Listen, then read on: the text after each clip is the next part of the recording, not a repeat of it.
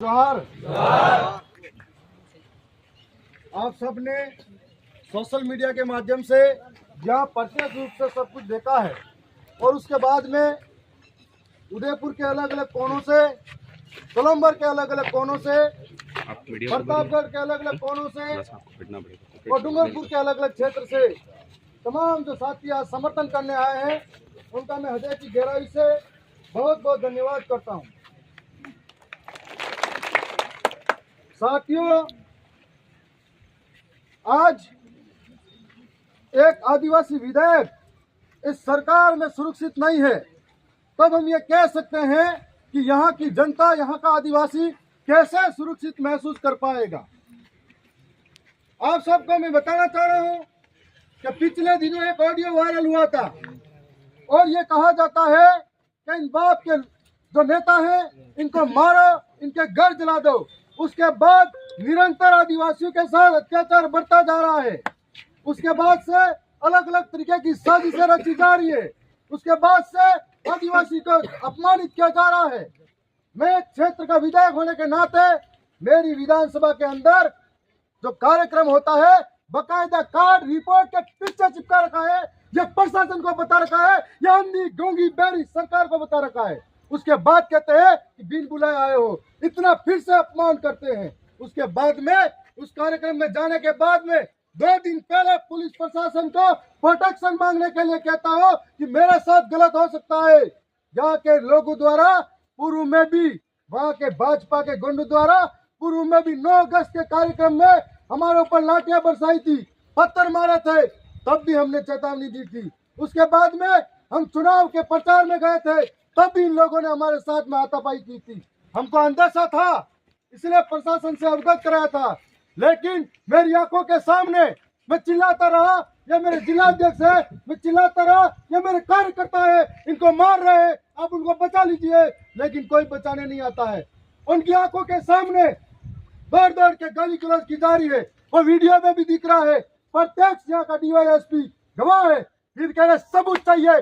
कौन सा सबूत चाहिए इनको? और तो सामने देख रहे हैं, उसके बाद सबूत मांग रहे हैं और उसके बाद में प्रशासन कहता है कि आपको यहाँ से जाना पड़ेगा और यहाँ पे कोई कार्यक्रम नहीं होता है। मेरी पीठ पीछे कार्यक्रम धोखे से करते हैं। इसका मतलब यह सब उस सरकार के इशारों पे काम करने वाले लोग हैं।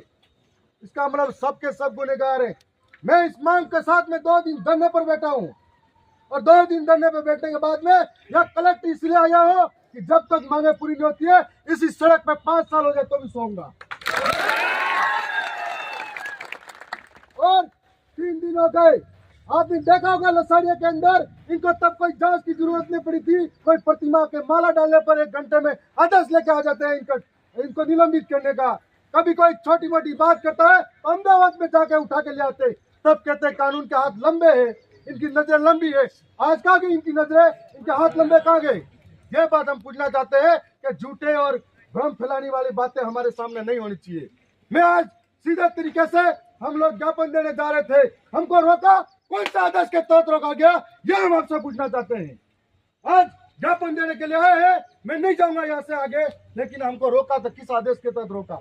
हमारे लोगों के साथ में बीच में आकर जिन्होंने गुंडागर्दी की है, जो भर्ती के बेस में गुंडे छिपे हुए हैं, वो सामने आए, बताए कि क्यों मुक्केबाजी की हमारे लोगों के साथ में। ये हमको उकसाने की कोशिश की जा रही है।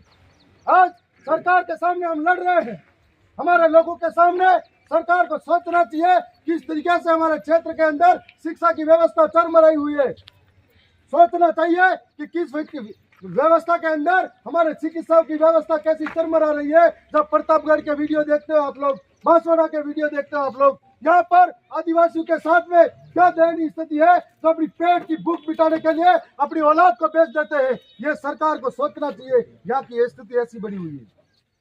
यहाँ पर सोचना चाहिए यदि बारिश के टाइम पे अगर पानी आ जाता है तो कोई सड़क पार करने के लिए 8-8 दिन तक इंतजार करना पड़ता है। तब सरकार को सोचना चाहिए, लेकिन आदिवासियों को सदन में बैठकर गाली देते, इनकी मानसिकता दर्शाती है कि आदिवासी से नफरत करने वाले लोग हैं।